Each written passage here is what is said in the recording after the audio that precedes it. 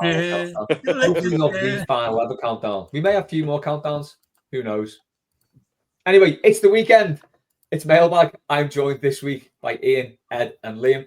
On this week's show, we've got Quality Street, Everton books, ticket prices / touts, Monday night games, coolest Evertonian musicians, football aviary, last time Everton made you cry, Everton plays with kopite faces, best and worst accent attempt, can't wait for that bit, pick one chocolate bar, celebrity toffees you love and hate, jungle, OB at RB, that's O'Brien right back, and cricket to finish off probably, because that will cause some consternation, particularly with Ed, I think. But anyway, let's start off on this one from Tangled Up in Blues. It's nearly that time of year again.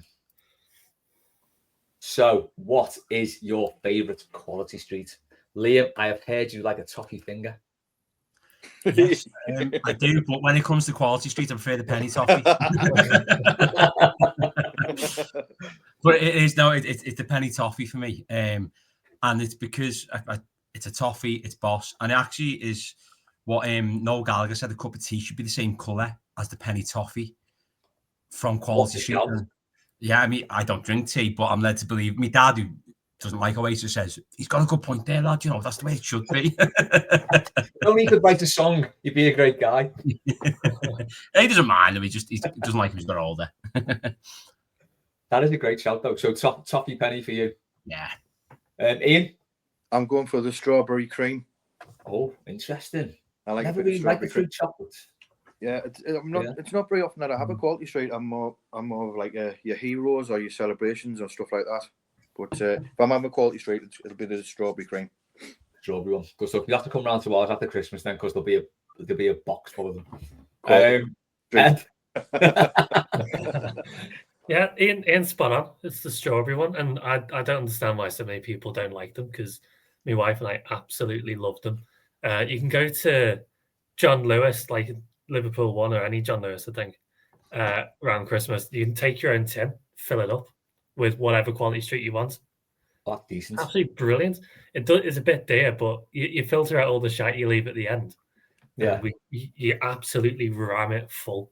Have you got an old school proper tin? Yeah, proper tin to the point where it's quaking from the pressure when you put the lid on. When they're big tins from the 1980s. Yeah, it's a proper tin. It's like that Simpsons episode where Bart shakes that beer can up so it explodes. It's shaking like it's a nuclear reactor or something. Yeah, it's like that at the end. It's absolutely brilliant. Highlight of Christmas for me. That is a hell of a shout. I'm going to go for an Noisette triangle, because I'm classy like that. Or the purple one. So, Louise likes the orange creams. That was her first thought, the orange cream. I think that's really weird, but I don't know. Another good shout, as far as I'm concerned. I'm not a fan of the Treaty Quality Street. We'll move on to the hot topic. What's your favourite book about Everton? So, a couple of reasons for this. It's book buying season. And I've recently done Old New Borrowed Blue with Adam Hardacre and Jimmy Mulville, who've just released two really good and very different Everton books. What I would say about both of them is you can probably read them in one sitting. They're not very long. They're dead engrossing and both really good in their own ways. Obviously, Seat Left Empty, Adam Hardacre's is a novel, a romantic novel. Not usually my kind of thing, but it is very good. And Jimmy Mulville's is just it's sort of history of supporting Everton, and it's great. I saw him at Waterstones last night in town, and he did a really good talk there. Anyway, let's get into this. Ed, give me your favourite Everton books. I'm a terrible one to start with. I've got an awful confession. I don't particularly read Everton books. Do you know what? This is fine. I don't really read autobiographies, which it feels like a slight on me. Yeah, it's one of those things. I feel like I live it enough, and there are loads of great ones out there. I just haven't taken the time to go out and get them. I like to read about cheerier topics. Like I've just finished a book on Babi Yar, the Ukrainian Holocaust. So if I want to drop my mood a bit, I might get an Everton book. But I was really looking forward to this section because I need to read some great Everton books, and so I'm really interested to hear what everyone's got to say. And well, have I got the Twitter thread for you? So what I'm going to do in December is do the Blue Room Book Club, where I'm just going to list a load of Everton books and maybe some other ones as well in there that would make great Christmas presents and everyone should read. Ian, go ahead. Well, seeing as though Gav Buckland hasn't paid us to say anything on Twitter about his books, even though I've got all three and I've only read Money Can't Buy Us Love, but there's one called Here We Go, and I got it. It's a great read because it doesn't go down the lines of having like the big Everton players. It speaks to the players who didn't really get the credit that they should have, sort of thing. You know, I mean, like Adrian. Yeah, it's about 80s players, isn't it? Yeah, yeah. Yeah. Like Paul it's got like Mark Higgins and Wayne Clark and things. Yeah. Yeah. That's a great show. I read that during COVID, and it was a really good one. But I told the story a while back when about me book that I used to get out from the library when I was a kid called Forever Everton with Gary Lineker and Kevin Ratcliffe on the front. You should just go every week and I'll have that book out. Mainly just looking at the pictures. But yeah, I've got all three Gav's books, and I've only read Money Can't Buy Us Love at the minute, so I've got the other two to read. But that Here We Go, if you haven't read it, lads, obviously Les you have. It's a really good book. Yeah, I'll definitely vouch for Gav's books, and I think Liam will in a sec as well. But I think as a trilogy, I mean, individually, they're brilliant books on three very different time periods of Everton. But like reading as a trilogy, they are great. And I can recommend what I did on Gav's when we got to the end of 86, 87. I stopped Gav's book and read Paul McParland's book, The Forgotten Champions, which is just a deep dive into the 87 season, 86, 87 season. Then went back to Gav's book because I'm a proper nerd. But that was a really nice way to sort of read the whole period from the early 60s to the mid 90s. It was just fantastic set of books. Liam. Okay, well, actually, Ian's chose my one. It is Here We Go. I think it's the best written Everton book I've read. Simon's obviously part of Toffeeopolis, which Gavin, James Corbett, Rob Sawyer, they're all brilliant authors. I don't read an awful lot, but when I do, I tend to read autobiographies in Everton, so I'm like the inverse of Ed. I feel like it's not the first time we'll have that chat tonight. But there's some really, it's fascinating because of the style of it, and I was lucky enough to bump into him at Neville Southall evening, and I spoke to Simon Hart and told him how much I loved it, and he was really flattered. And he may have even had an interview last December with a podcast that might come to you at some point in the future, but I can't comment too much on that. But it might come out at some point in the future. That is brilliant. But Gavin's trilogy, I've only actually read the first and the third. I've not read Boys in the Blue stuff, but I read the end on holiday this year, and it was fantastic. And there was some brilliant insight. One left field one I'm going to go for, though. I gave it away recently, the Good Times quiz, and I revisited as a kid because I've got the signed copy. I don't know if any of you have ever read Neville Southall's diary of 96, 97. Yes, I've read that. I've read that in one sitting. Again. It is absolutely fascinating. It is so good. It's written with Rick George, who, although he was the Liverpool correspondent for the Echo, was a big Evertonian. You see him, he does a lot of analysis out on French TV now, lives out in France. Brilliant writer, good Evertonian. I'd really recommend it. I did actually approach him about covering on Good Times, do 96, 97. He was like, listen, I was covering Liverpool. I can't remember anything. But he was really friendly. It's really fascinating. And I think there's a similarity to the end in that before the turn of millennium, the candour you get from footballers is like, it's really jarring. Like, Southall's quite honest. He said, Ruth Huller tried to take him to Chelsea in the March deadline in 1997, and Joe Royle went, you can't leave on me. You've got to stay, even though he'd been in and out the team. He went, don't worry, Joe, I'll stay. And then a few hours later, Joe had gone. I said, yeah. So if you can get your hand on that, especially with so much time passed, it's really interesting. I think 96, 97, I know we'll cover it at some point in the future, is a really pivotal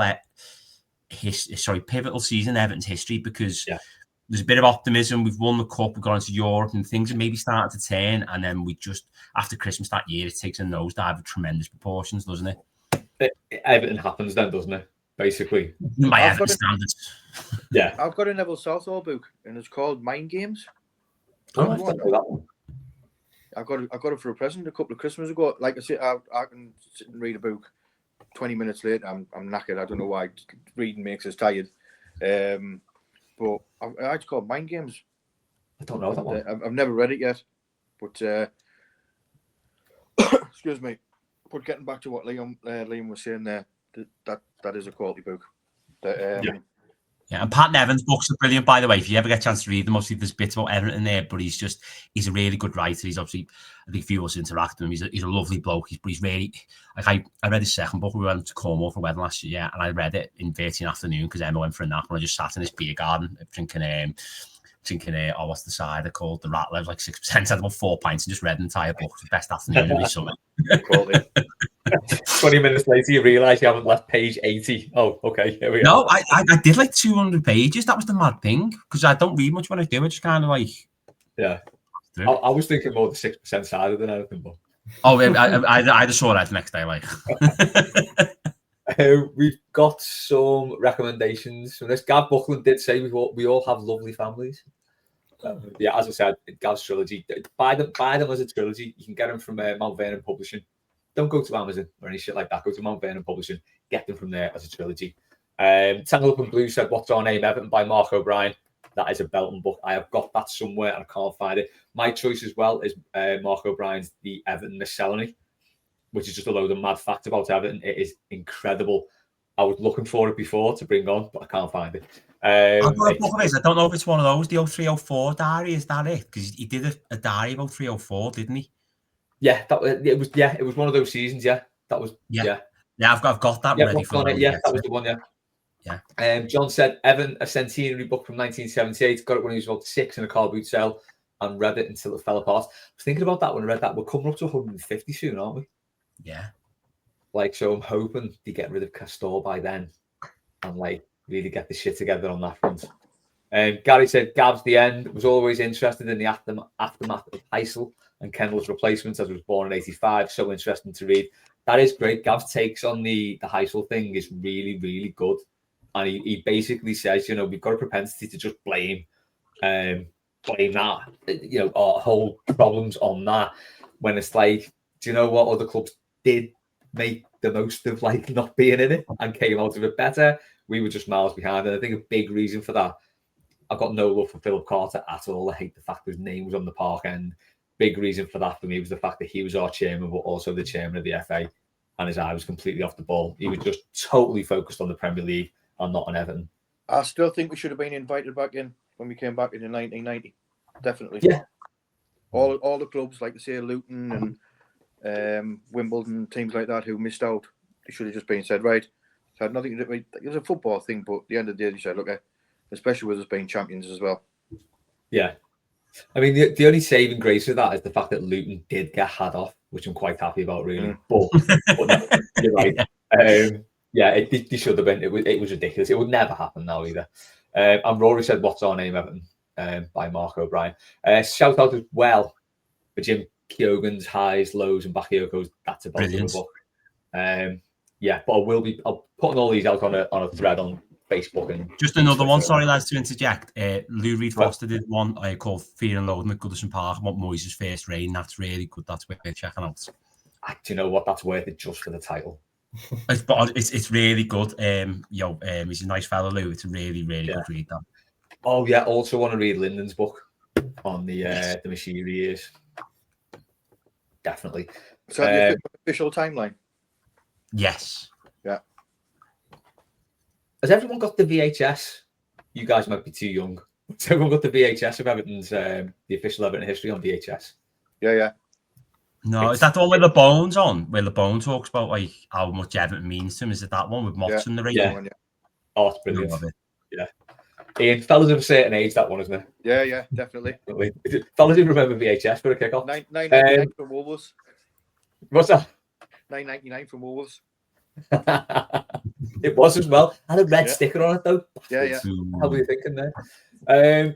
Denby up next. Seeing as the government just announced they're capping resale ticket prices for gigs but not footy, do you think the law that protects football tickets needs to be changed? I like this one. Largely because Jay is doing his 3rd year uni project on ticket touting and cybersecurity, basically stuff around that. What are we thinking on this? I think it's a bit rum that the governments have come out and said, we'll just do like sort of face value only tickets for gigs. But there's been no mention of football, which is just mad. isn't Definitely. it? Really? And it kind of makes you wonder, why like the government officials have been getting, freebie tickets at Arsenal and stuff. They don't want anything in return, but maybe stuff like this. Liam, where's your stand on this? Yeah, I think we speak about it regularly. The average, 20's plenty, only resulted in a £30 cap for away games, which I still think is reasonable. I still think £30 should be what Premier League tickets should be.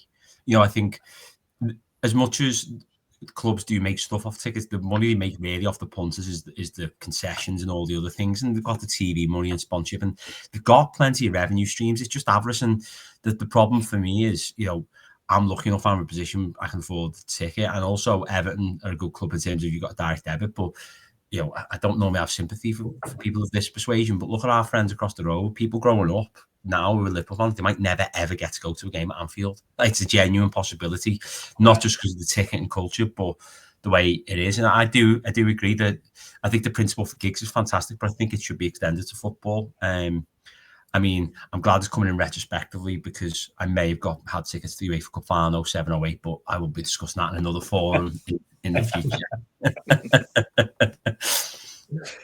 Ed, I know your story.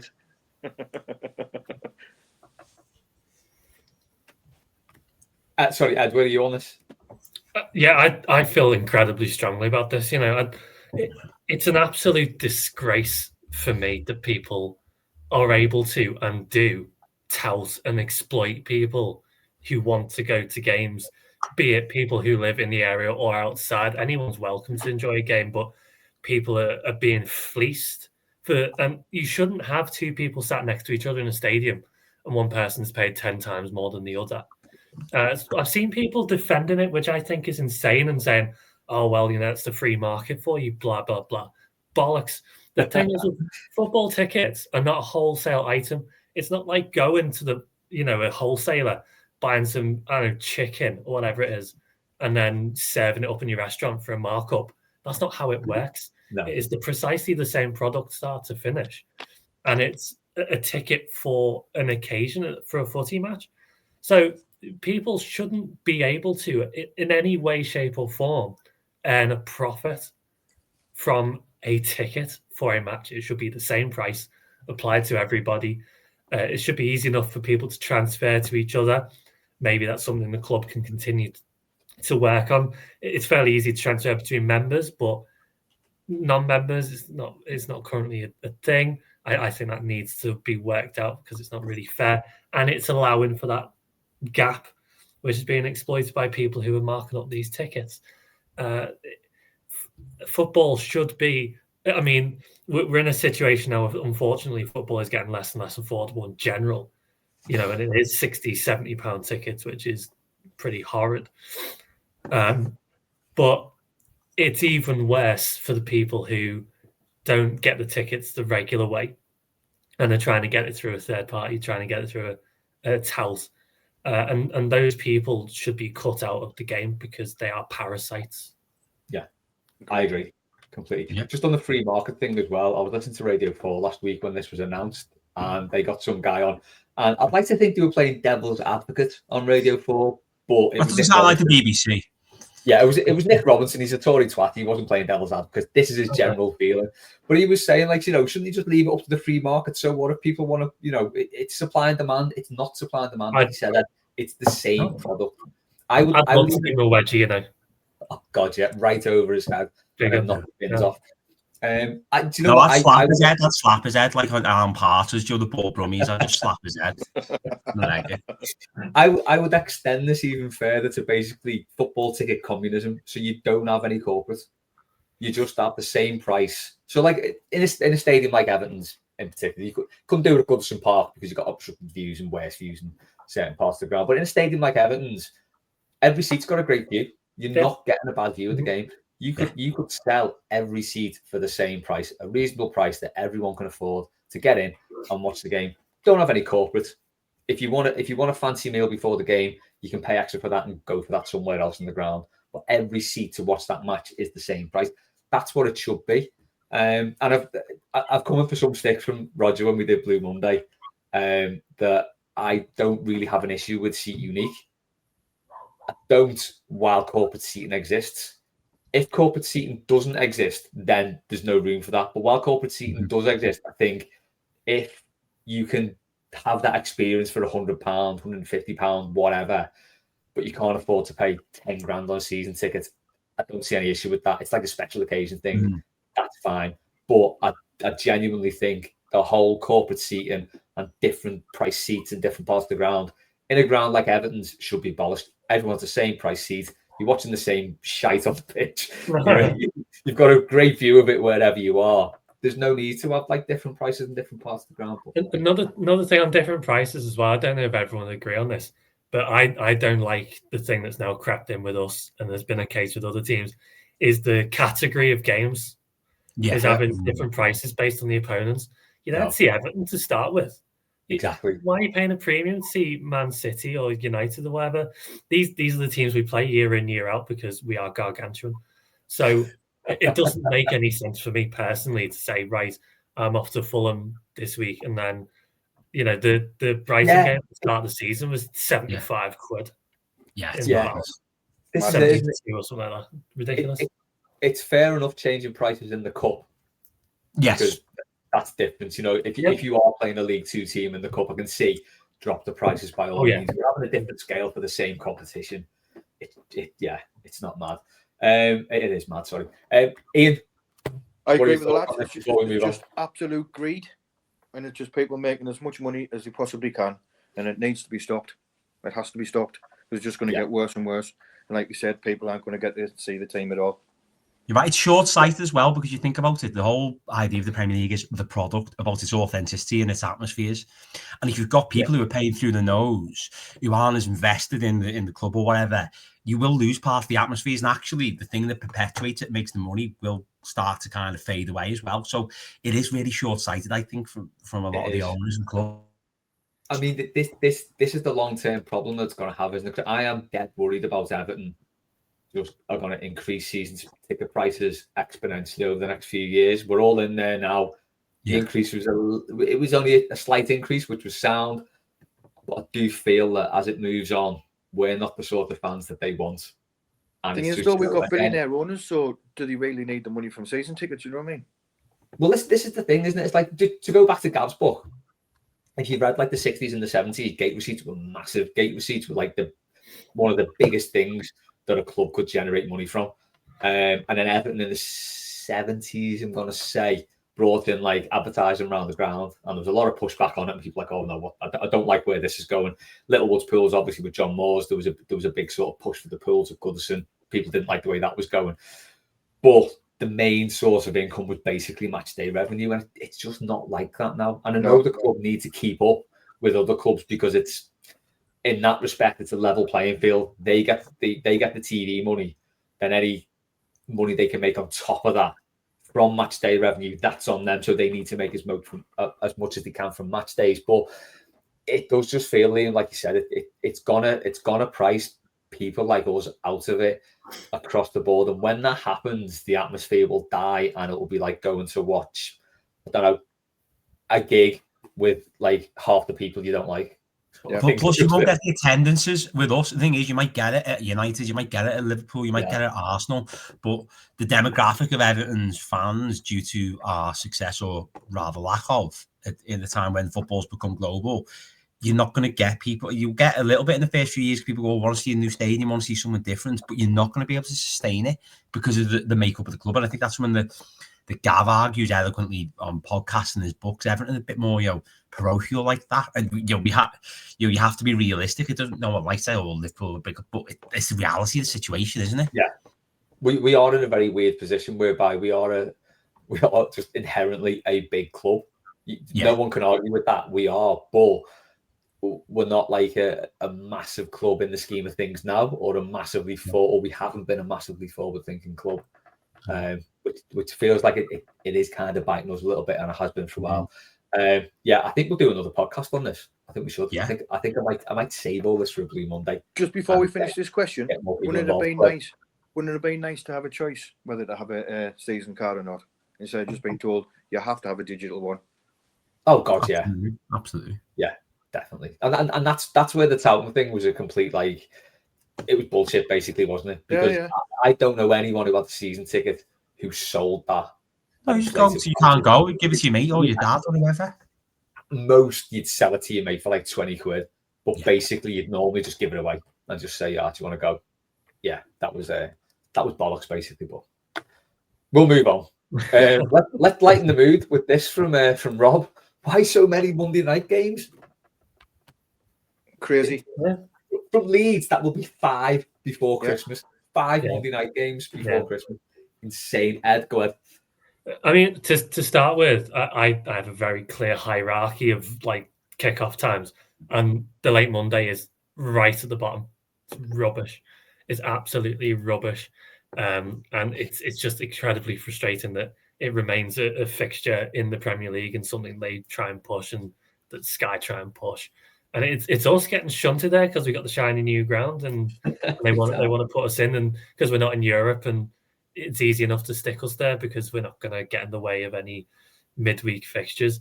I'm trying to see the upside of Leeds, and what I'm getting is it's going to be January, a Monday. We're all going to be absolutely raging. There's going to be a big cauldron of hate, and then we're going to aim all of that at Calvert-Lewin and Harrison when they come on the pitch, and I think that'll be a sight to behold.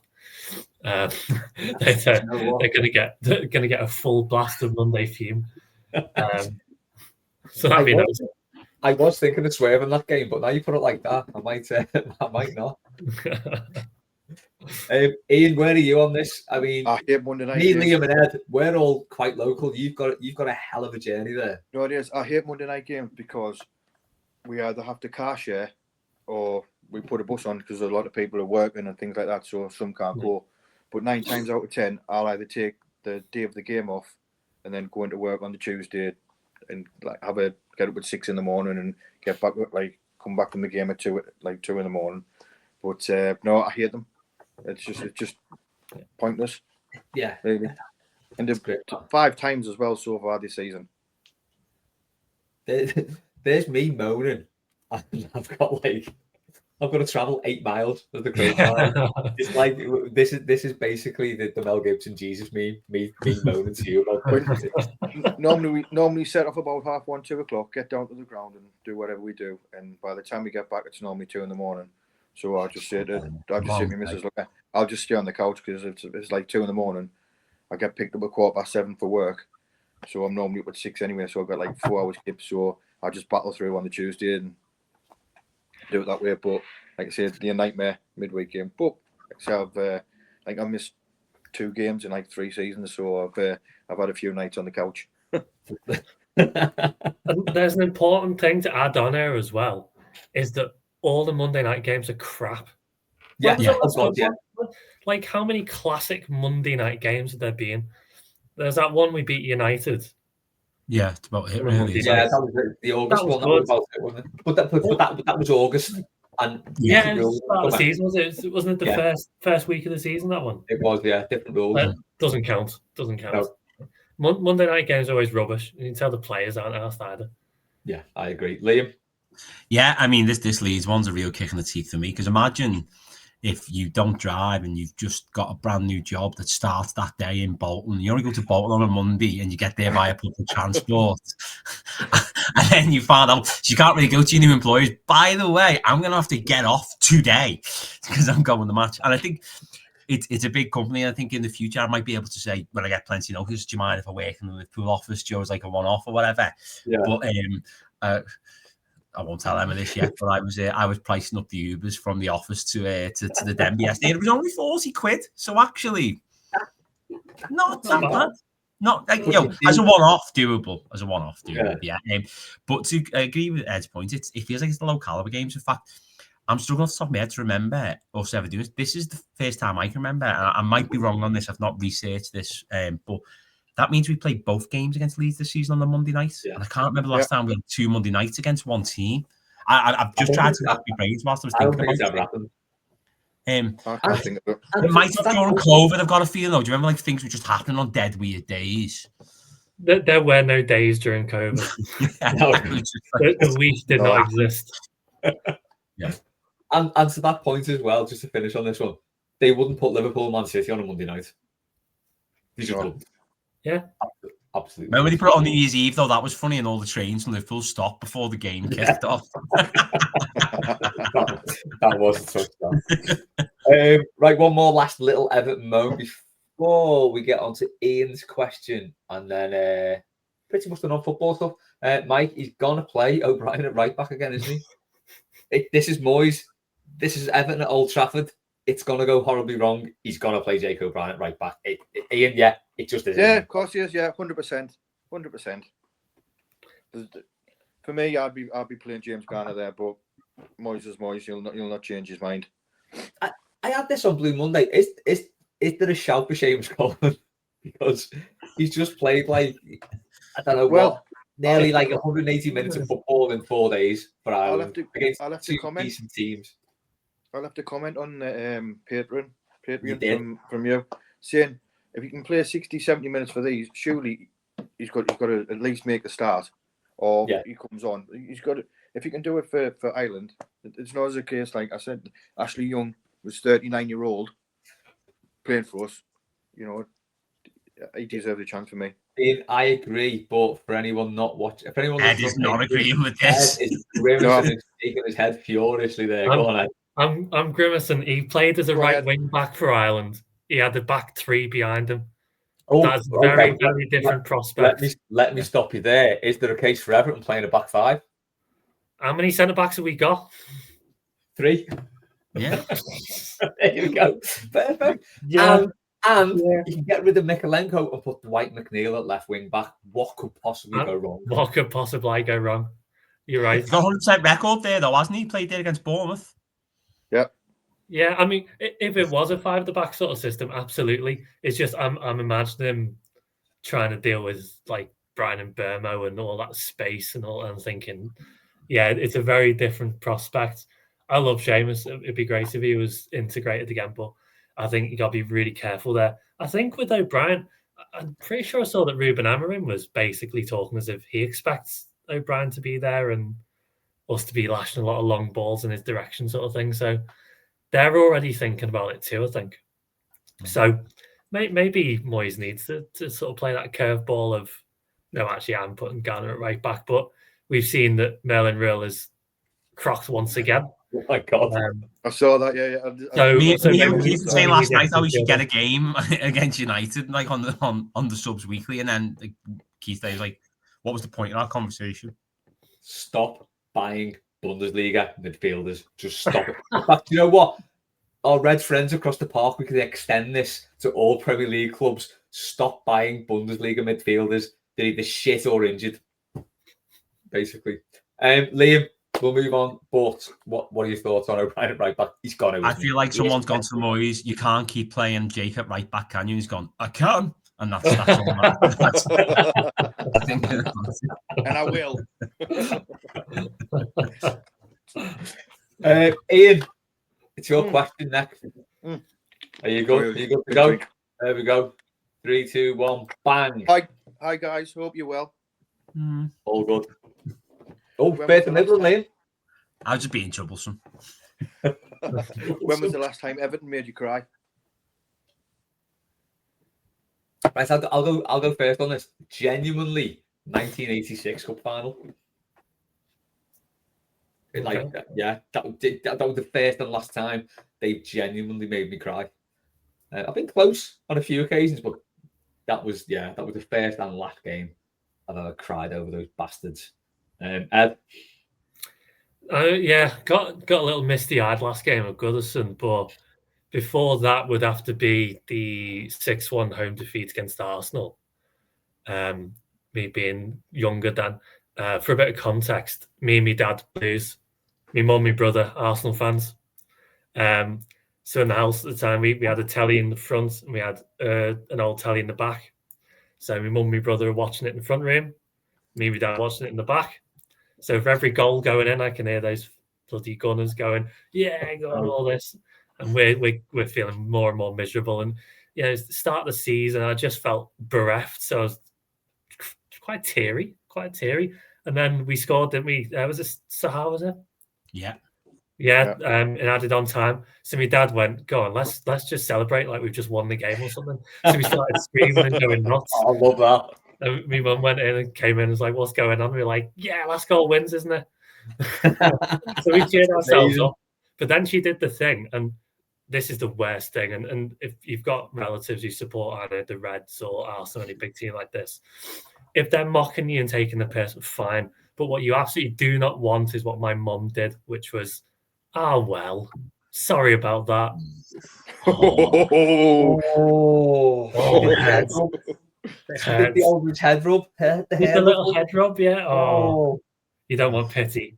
No, definitely not. Do you know what? Right, your dad has just waded in there with the best bit of dadding ever and amazing bit of parenting, and then your mum just comes and goes, "Yoink! No, not having that."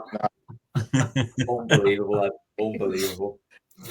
Liam, just to go back on what Ed said, I stayed till the end of that game, still not sure why, but and I said to my dad, no way Everton could lose 7-1 at home because Norwich had done it the previous week. So I basically caused that game. I think I've said it before on Mailbag. But when we scored, this fella jumped up in the paddock and Stacey went, "Fucking come on, there's time." When it went to 6-1 in his most serious voice. Got a few laughs, yeah. Well, you know, I'm an emotional guy. The last game at Goodison, probably the last time the Z cars and the violin. Maybe that isn't Everton. So if we're going to be specific about Everton, and it really didn't happen in 22-23 because other things were in my life, but in 21-22 my head went, and when the full-time whistle went against Palace, I just burst into tears because like I'd been up in the middle of the night checking that 35-8. I think I said there's some good times, like, oh, have the percentages changed overnight of like what our likelihood to go down is. I'm like looking at Burnley and Leeds' games, like going, well, if they get this there, I just, my head had gone for weeks. I remember one of my best mates, Skinny, you've seen it Denby a few times. I walked to meet him in the pub before the game. He went, "Liam, you look terrible." He said I was grey in my hair. He said I was just like really stressed. So it was just a bit of a build-up, that one. Yeah, that is a fair shout. Do you know what? I am gutted I never got teary on the last game at Goodison. No. It was like I didn't really get that misty-eyed. I just kind of enjoyed it. I was thinking about this last night, actually. Oh, you enjoyed it? Oh, enjoyed it. Oh, you know I enjoyed it, yeah. But I was thinking about this last night at the Jimmy Mulder thing because his book opens with that whole last. It's like a big chapter on that last day. It's brilliant. Right. It's so well written. But I was thinking about it, and it just it seems so long ago. Seems like such a moment in time, but it was so fucking good, wasn't it? It was just brilliant. It was great. Amazing. Yeah. I tell you what got me, actually, not necessarily the game or the show after. The violin was brilliant. What really got me was I stayed quite a long time after the end. So there weren't too many people left at this point. But I sort of turned around and I was looking, and there were old fellas sitting there, tears flowing down their faces. There's families, all of them together, just not talking, just looking, and heads in hands or, leant forwards and just watching and taking the whole place in for the last time. I was seeing just generations of people thinking about generations of memories. Yeah. And that got me hard. It was really special. Really special. That was the thing, and I wish we could have done that, but being Park Enders, we just have to get the fuck out. We fucked right on. I booed on the way out. I give it a little boo. Liam's up next, so he has asked. Oh, you didn't ask about me tears. What's that? You didn't ask about me tears. Your tears? Yeah, go on here. What made you go? I love all letters bemused by that. Your tears. Yeah. I'll go back here late. Ian, I'm so sorry. It was your question. That's fine, mate. No, apart from me tears on the last day of the season, they were after the semi-final against Man United when Martial scored. Just coming out the ground, it just came from nowhere. I just burst into tears. Absolutely devastated. What a great day it was going down to Wembley with the North East lot on the bus.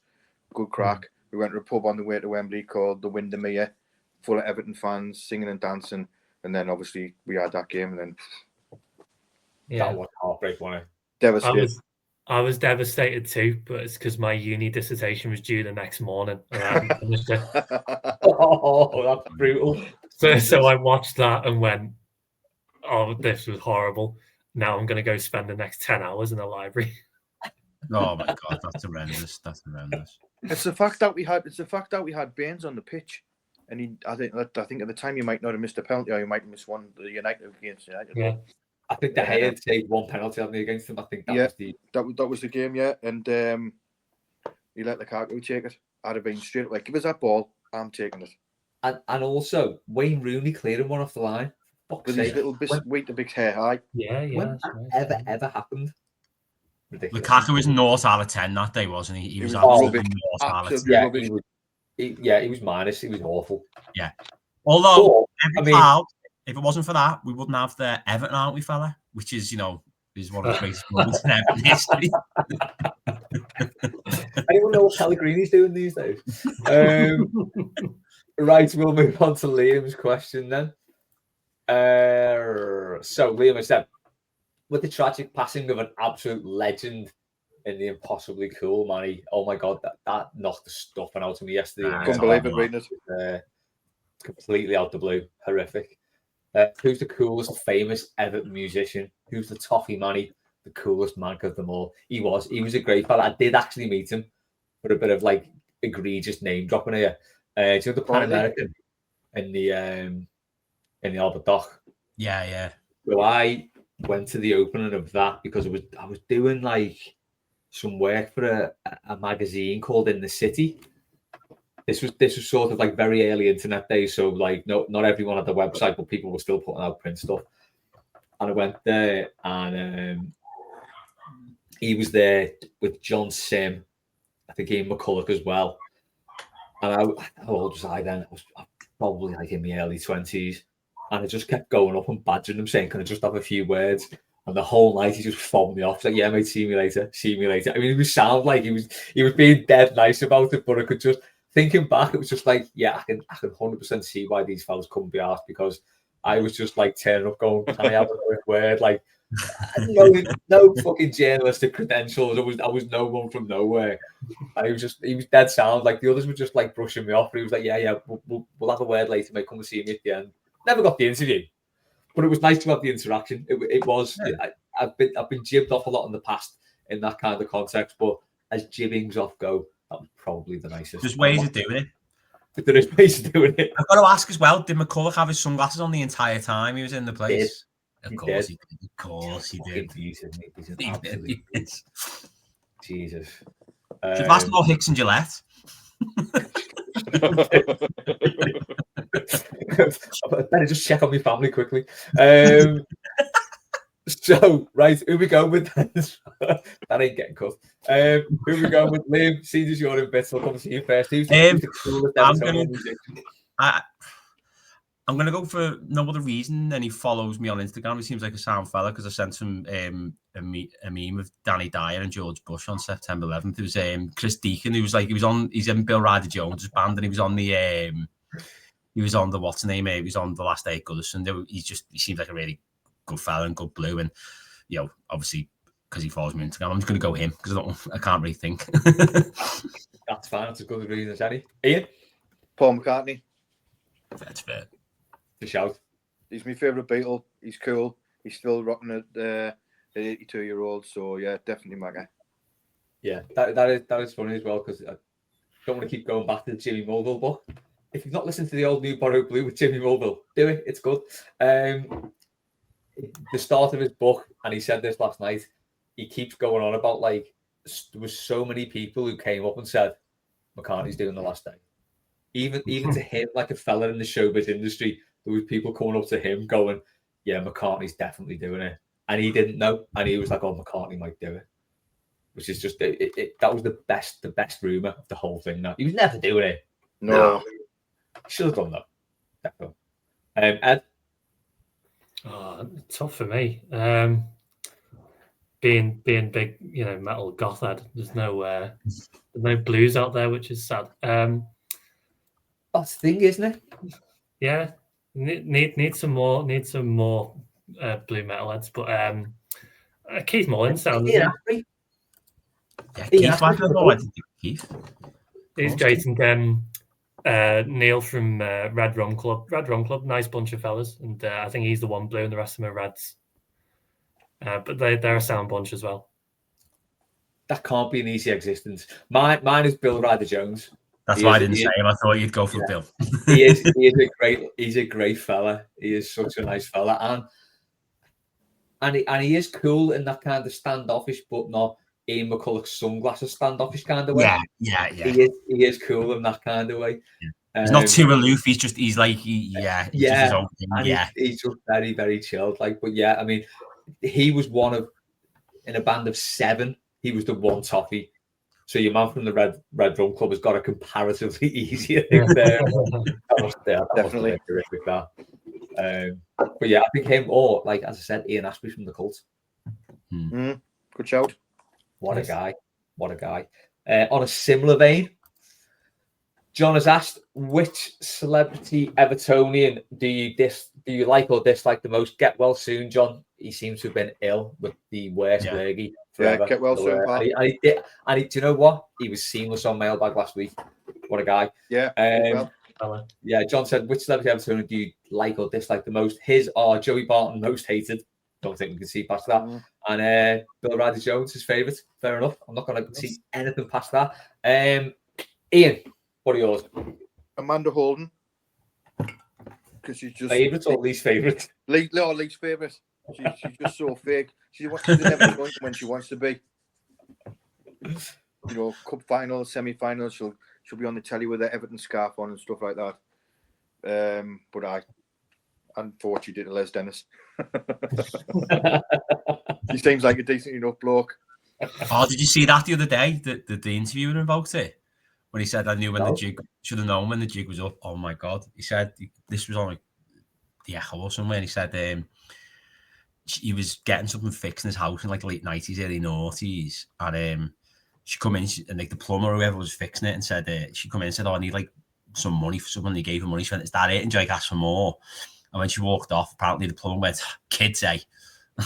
and Les Dennis said that was when he realised there's probably too big an age gap between them. Oh, that's brutal. That's not nice, that is it.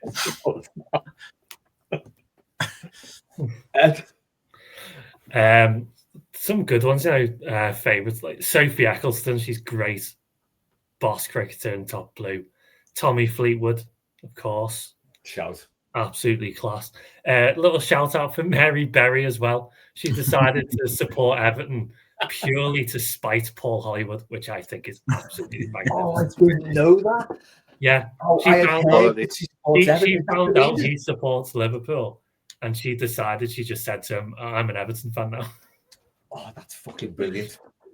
What a hero. God. That's a proper Evertonian, that's real Everton, that. Spite, that's how you do it. Well done, Mary. At least it's really hard to see past Barton, to be honest. Tit. Absolute tit. So I'm not advancing on that. Joey Barton. Oh, God, yeah, sorry, yeah. Yeah. No beating that. Yeah, there isn't, is there? Really. No. Liam? I'm going to go for favourite, just because my dad used to make me watch Rising Down when I was younger. I'm going to go for Leonard Rossiter. God rest his soul. Top Blue, Rising Down, hilarious. It's one of those, I hated it as a kid, and then as I got older, this is hilarious. This is it's brilliant. Unbelievable stuff. And for my least favourite, I'm going to go because he's technically celebrity because he's a former footballer and he grew up and he's on the notable Evertonians on Wikipedia. It's probably the glare you can see here. And I'm going to go for fuck him and the horse who rode in on Steve McMahon. Fuck McMahon. Yeah. 100%. I knew you'd have time for that. Yeah. Oh my God. That is a great shout. Do you know what? I'm going to bring it quickly back to Leonard Rossiter because one of the greatest Evertonians ever. Yeah. Have you seen Reggie Perrin? That is also incredible telly. And I've read this somewhere, but I've never been able to find it anywhere since, so maybe I dreamt it. But I'm sure he had trials with Everton when he was a kid. And he was a winger. And his nickname was Twinkle Toes. That might be the bit that I've dreamt and made up. Possibly. But yeah, oh God, Leonard Rossi, what a fella. What a shout. Right, a couple from Chris now. First one is love this. Who else is going in your football aviary alongside the man himself, which is Troy Parrott, who I really do hope, even if he doesn't come to Everton, I really do hope he's an Evertonian now. Just Yeah. I'm basically waiting for the Reds to sign him like they did with Sean Dundee. Yeah. And it was just like, oh, for fuck's sake. If he turns out like Sean Dundee signs to them, I'm fine with that. Yeah. He'll do a rush, won't he? He'll do a rush like they haven't got enough strikers. Oh, I know, 100%. Yeah. Oh God. Anyway, who is in? Liam, I'll come to you first on this. Who is in? I'm going to go for classic noughties Ponce-looking Chris Eagles. I'm sure these days he's probably got long hair and a rose tattoo on the back of his hand, but he netted it good with his very 2007 haircut and writing on his jeans. So he slipped over when he scored as well, didn't he? Fucking hell, you just absolutely nailed him there. You look at him, he definitely wore voy jeans and like tight white t-shirts and like a rose bean. Now he talks about like crystals and goes to Mofamo and all stuff like that because he's just burnt out too bright. It's spot on. 100%. I mean, back then, even I could have a few hairdos at once. We all had a couple of hairdos going on at once. That guy had about 8. It was ridiculous. He had more haircuts than Wayne Rooney's had hair transplants in that one game. It's like, you know, when you're trying to work out what to paint in your living room, you just put a few samples on the wall. Give me them all. He's like, I'm not sure which one to have, so just give me a bit of everything and I'll see what works. Quality. Oh God, that's incredible. What's yours then? In terms of a player, I'm just going to go simple, straight down the line. Robin Olsen. But I was thinking, you know, when we play Arsenal and it's freezing cold and a player gets caught in possession or is dawdling on the ball, Hill Dickinson's going to have his first Arctic turn. That's a bit. That wasn't worth the setup. Sorry, lads. You know what? It was. Right. It was good. It definitely was worth the setup. One from the bed lovers out there. Ian? Mine's not a player. It's a football program, and do you know what it is? Hatch of the day.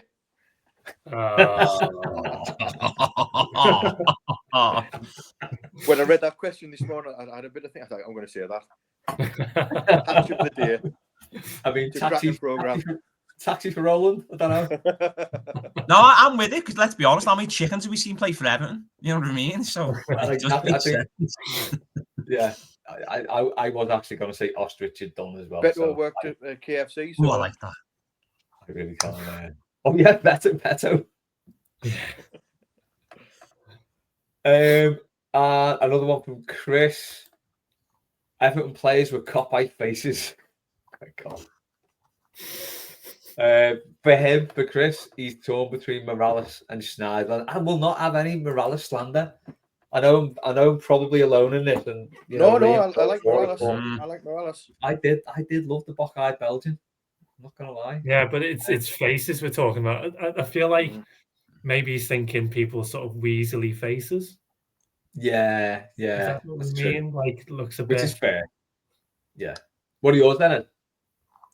I mean, I was trying to think of the current players. You know, James Garner, I think, has got a bit of a kopite face. He's a because he's kopite. Yeah, helps, doesn't it? Good point. just on Garner. I mean, I've not got much hair left myself, but is he a bald denier? Oh mate, yeah, he's dying it to pretend it's not happening, isn't he? He's got like a little tint and that, hasn't he? Forward over, and he's frosted the tips. Yeah. Get rid. Or go full Chris Eagles, either way. Yeah, there's more. Right, imagine Chris Eagles with James Garner's hair. He could do so much with that regardless, I'm telling you. Liam? Well, on the Chris Eagles theme, because I'm going to say he's the Chris Eagles of the 2020s, Jack Harrison. I've said it before, I think he's a kopite and he just seems really kopitey, you know. He doesn't wear socks with his trousers, just he knocks me sick. I don't like it. So yeah, I'm sure he's a nice lad. His mum might be listening to this, but you know, you've gone back to Leeds, which you didn't want, so you can both fuck off. That's my take on it. Just on that, there's absolutely no way you are missing that Leeds game, by the way. No. I will be at that Leeds game, mate. I said I'm getting that £40 Uber and I'm getting space to get the team bus just to get Jack Harrison, mate. I'll probably get in the January sale. Might get it for 30 quid. It'll be fine. There you go. That's the one, yeah. Just waiting for the Sky cameras to pick up. You knock me sick. Yeah. Mate, it's when he turned up with a man bun in that derby and then bombed it. I mean, I'm telling you, he's a red. If you ever watched from all angles of both Calvert-Lewin and Tarkowski's goals in the last 2 derbies, Goodison, watch the players, they all go mad, and he just gives it a little bit of that. I'm telling you, mate, not that I like obsess over these things and like hold grudges, but I'm telling you, he's Scarlet Mite. He is Scarlet Mite. Grande Rouge. Ian? Well, I haven't really got an answer for this. Tell you the truth, there's that many I could pick. So I'll probably go for maybe Schneiderlin because I thought he'd be snidey. I never really liked them. It's a shout. Yeah, like Chris said, same thing. Digital Dave said Jed De La Feu. No, you can't say that. To be fair to Dave, I think he's just gone with like Scouse looking players for some reason. Yeah, but he's out for Scouse Spanish ever. You know his name would be Steve if he was Scouse. He's got a Steve face, which is a fair shout. But he's not got a Kopite face. Maybe he's been cry arsing for a couple of years about the injury, so maybe that makes you feel like he's Kopite. Yeah, that's fair enough. Yeah, that's a shout. Mike said Nick fucking Barnby. Fair, definitely. And Robbie said Anthony Gordon wins that, which is fine. I mean, Robbie is right, basically. Yeah. Right. That is the end of the like even mildly relatable soccer chat. I'm going on to Warren's question now. Taking inspiration from a previous Ian question, if you could eat only one chocolate bar, what bar and brand would you go for? Ian, I'll come to you first, seeing that this is definitely your wheelhouse. It's got to be a Star Bar. Star Bar. I love Star Bar. Very retro. Yeah, love a Star Bar. Yeah. I'm not much of a chocolate eater, but if I've got to have one, it would be a Star Bar. Yeah, Louise flirted with a Lion Bar before. Didn't actually flirt with a Lion Bar to say, "Oh, fancy." She did. I was reading these questions out to her, and she said a Lion Bar, which I thought was a strange choice. No one would pick a Lion Bar for the rest of their lives, would they? No chance. No. Ed, this is a horrible question. Warren, you are a monster. It's proper Sophie's choice. This, I'm going to go with a classic Kinder Maxi. And continental. Yeah, well, I grew up on the continent, so it was like it's just what we had. What we had as a snack. And if my mum was like, "Oh, that's not healthy enough," Kinder do a thing called Kinder Country, which is basically the same thing, but they put little oats in there. Oh, that's so she go, there you go. That's a healthier option. So we just have variations of Kinder, but it's a classy chocolate bar. Yeah, any derivative of Kinder is a great shout. I am reeling at the fact that on the continent they get healthy Kinder, and we don't. It wasn't healthy. Let's be clear. I know, but even if you can just say, well, you know what, it's got some health benefits. Human. Jesus, my God. Liam. I actually did proof of concept on my show today. I had a crunchy, and do you know the reason I had a crunchy? Because it gives you the Friday feeling, and if it's Friday, that means it's the weekend, and it means it's mailbag. So that's my shout. Nice. I genuinely wish I could end the show at this point because that is the most impactful sign off ever. And, I'm going with that. Okay. Gary. Right, is he the only one who doesn't like the jungle due to them two half-wits who present it? I hate everything about this program. And even being like just a soft lefty tree hugger, I hate the treatment of the little creatures and insects in it. Can't stand any of it. Hate it all. And hate it even more for platform and Farage. All that shit, bin for me. Anyone got any advances on that? Ian? I hate Ant and Deck. I think they're talentless. So... straight to the point there. Northeast beef. Right. So I mean, how it's lasted 25 years, I don't know. Really, it's incredible, isn't it? It's just a shop window for people who aren't celebrities. I mean, this Angry Ginge. This Angry Ginge and H thing. He's a guy who sits watching people watch him play Call of Duty or whatever like that, and he makes money. Oh, the world's on its ass. Thatcher's Britain. That's the best thing I've ever heard you say. Howie, the world's on its arse. Love that. Honestly, it's just nonsense. And I mean, I I was flicking through the channels and I caught a bit of it the other night, and this angry ginger, whoever it is eating like the pig's testicle or something like that. And Ruby Wax, who was finished in the 80s. I saw her the other day on it, mate. Oof, I just flicked on. She was on. She looks like she's wearing someone else's face over her face, mate. But honestly, that to do stuff like that and just to make, I mean, they must be on decent money to go in there, but it's never been for me. No. Stuff like that. Shite. Yeah. Ed? I'm going to be honest here. We do watch it. Fair enough. Me and my wife. We just do. It's just one of those things that goes on. Mailbag needs a cross section. Of course. I'm not going to sit here and pretend it's my favourite thing in the world. And when they had Farage and Hancock on, I'm pretty sure it ruined it for my wife by constantly giving them shit. Every second they were on the screen. Every second they were on the screen. Really laying into them. It got ferocious. But it's sort of light entertainment. All these shows are terrible. But I would get a lot of shit for saying I really hate Married at First Sight. Right. A lot of people love it. I understand, but I hate it. I hate how they exploit people and they deliberately make people upset and angry with each other. It seems crap to me, but we all have our vices. We all need to sit down and watch something rubbish. And Married at First Sight is one of mine and one of Gary's as well. I've led to believe. So, do you know that's what I mean? You need a cross section of things. Yeah. You've all got those little dirty secrets. I think Married at First Sight's one of mine, definitely. Yeah. It is terrible exploitative TV though. It's awful, but so much fun. Liam. I mean, the only thing that I'd say about I'm a Celebrity, it makes me pine for an actual real life version of the original version of the Running Man. That they should just put them like in a hellscape where they're getting legs and flamethrowers and that, mate. Just get them legged by a fella full of lights or whatever. And, you know, Yaphet Kotto getting it in the neck, mate. Whatever. Just do them in. It's not for me. I enjoyed the Celebrity Taters. I don't mind Married at First Sight. I have to make Emma watch it, and I always go, "Oh, I'll watch a little bit of it." I like the Australian one though, because they're just terrible people. They're always really bad in the Australian one. But no, I'm a Celebrity. It's not for me. And as you say, you know, platform and people like Farage, it's not for me. Sorry.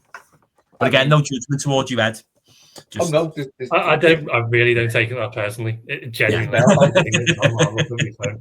Mailbag's a safe space. There's no judgment at all. God, yes, I've just got some vision now of somebody dressed up as Buzzsaw chasing after Farage or something like that, isn't it? Or Fireball. Oh God, yeah, bring that on. Yeah, make that happen. Like what's the car like the desert type car where, like it's just like the rim of a car and the wheels just chasing them down. Yeah, please. Class.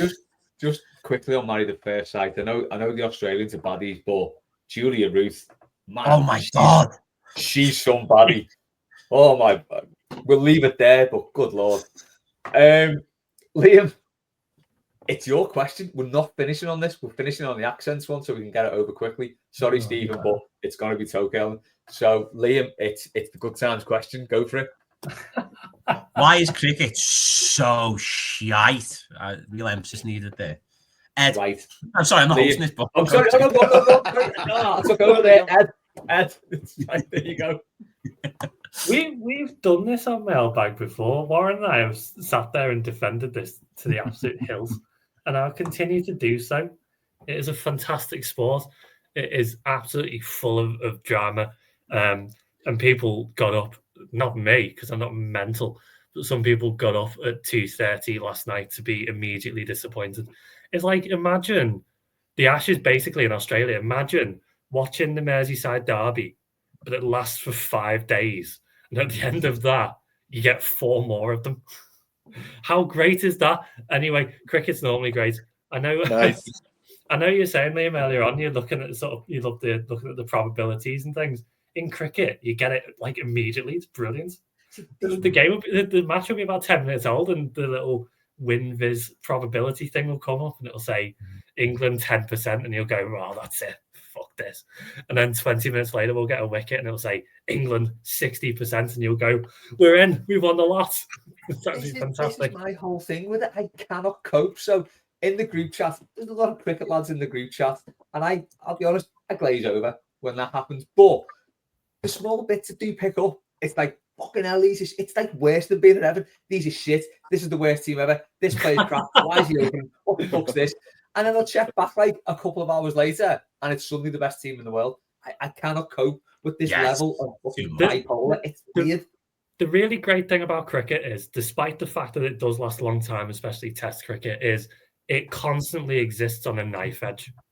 And it really is a case of you can be in that position where, like today, England were absolutely screwed. And then 15 minutes later, England were absolutely on top. And then, Australians put together a few runs and then we're all panicking. And then 20 minutes later, England are the best team in the world again. It's great like that. You really do go through that roller coaster. I can barely cope with that in a 90-minute period. If I'm doing this at regular intervals for 5 days, I'm out. I can't cope with that level of stress. But Ed, you did put a very good case forward. I didn't realize there was that level of excitement. I've only looked at it from like the downside. It's like, I can't cope with this. These are great pieces of shite. But I was fighting a losing battle. I feel like you're pretty entrenched in the cricket space. I am, and I know Liam is. So go ahead, Liam. All I'd say is the best thing I've ever seen about cricket is also ranted, and that was when Ian Botham accidentally sent a tweet out instead of sending a DM to some woman he was casing on the internet. Yeah. It's not, do you know what? I get people love it. I've got a lot of love for them. I'm obviously being trouble causing when I ask the question, but it's just, I feel cricket to me, for a Simpsons reference, because I haven't done one tonight for once, is like how the Simpsons see soccer. That's how I see cricket. There's a fella just there with a bat for like 8 hours straight. Hits the centre, hits the centre. That's how I see it. So it's just not for me. I'm so glad we got a mention for Ian Botham's lad on the podcast. What do you think? The worst thing ever? Oh. I saw it today is people were thinking back to a famous Ian Botham century in the Ashes. And obviously when you celebrate, you raise your bat to the crowd, and he raised his bat. Someone commented that's the second most famous time that Ian Botham's raised wood.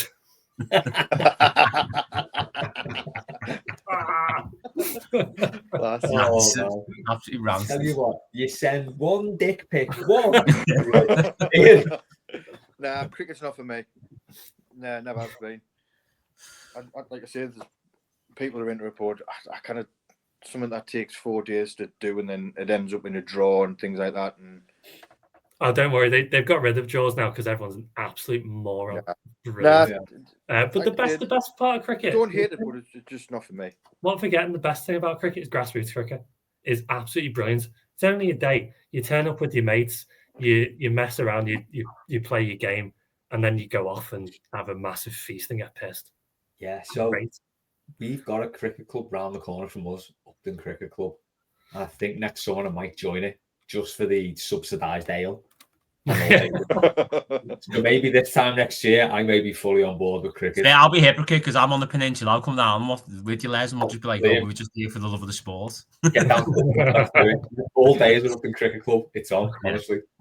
Right, we're moving on to Stephen's question next, which I've been dreading, to be honest. Stephen, I usually love your questions. I've been kind of dreading this one though. Before we do, I know Mailbag is an advert-free space, but the t-shirt I'm wearing tonight was sent to me by Rob from Forever Everton.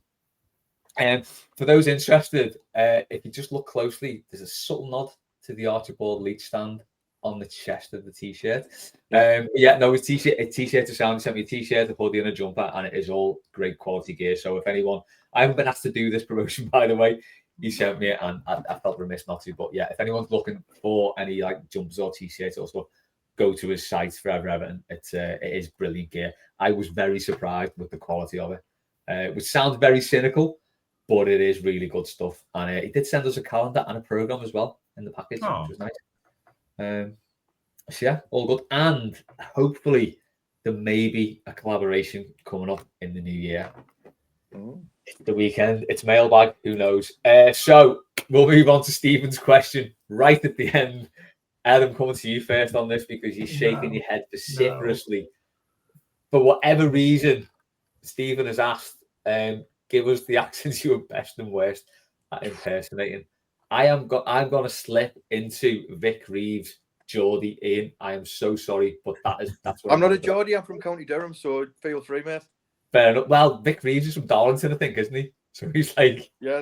So he's from County Durham, yeah. He's not a Geordie either. So, but I will slip into that. Ed, give us your best and worst, or or we can just throw a place name at you and see how it comes out. That's not happening. That's not happening. Oh, I hate this. You know, I get such stage fright when it comes to doing impersonations.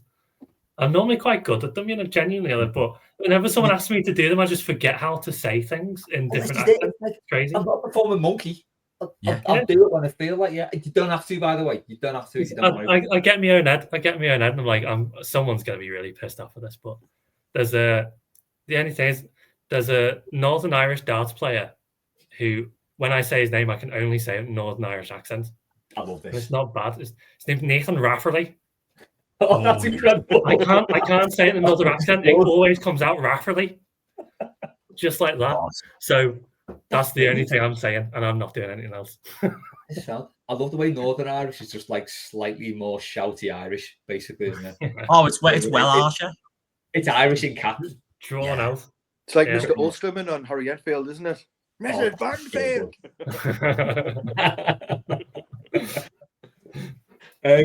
Ian, go ahead then. What have you got? Absolutely great, laugh. That's me scouse. That's not bad. And at least you never did that chicken and can of Coke thing, because. Oh God. I mean, top of the morning to you. Pip pip de doody doo. That's me Irish. And Nick pip pip de doody doo from Drake and Josh. Because when my lad was younger, we used to watch Drake and Josh, and they dress up as two Irishmen. So the best Irish accent is Sweet D of Always Sunny. No one is beating that Irish accent, by the way. That is the best. Liam. I'm terrible at accents. I do a good Scouse, but otherwise I really struggle. Apparently, I do. It's better than mine. It's not that far from Scouse. Apparently, I do a decent South African, but I'm worried about looking the tip by doing it. But it goes big to when I watch the film. I went to watch the film District 9 in 2009. I don't know if you've seen it with the prawns and the aliens. It was a really informative picture, a bit of cinematography with Charlito Copley. Oh, I thought it was pretty good. Yeah, I enjoyed it. Very good. That's about that was good. That was good. South Africa. That was all right. That was good. That's it. That's literally that's all I can do.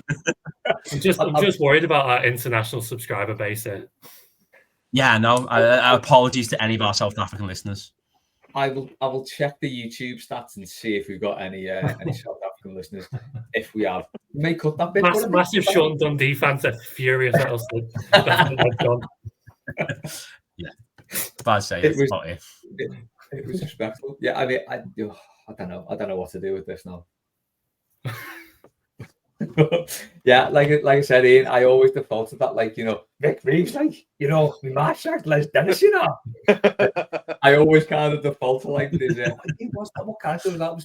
It was the club, wasn't it? It was Catterick.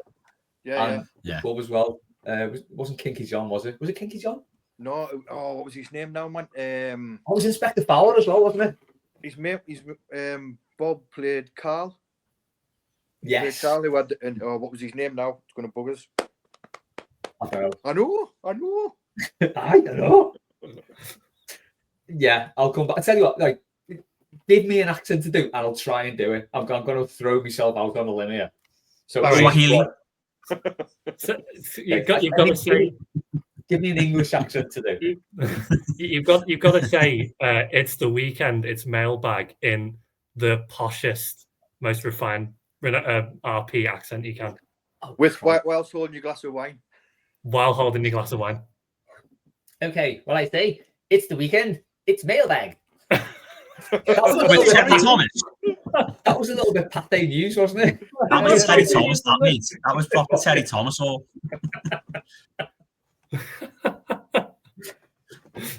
that's the best RP I can do. I just go back to like the 1930s. Ian, got one for us? I've just done two. No, give me any English place to do. I'll try. Cornwall. Nice. Norfolk, that way. It's the weekend, my love. It's Mailbag. Hello? Does that work? Quality. That's class.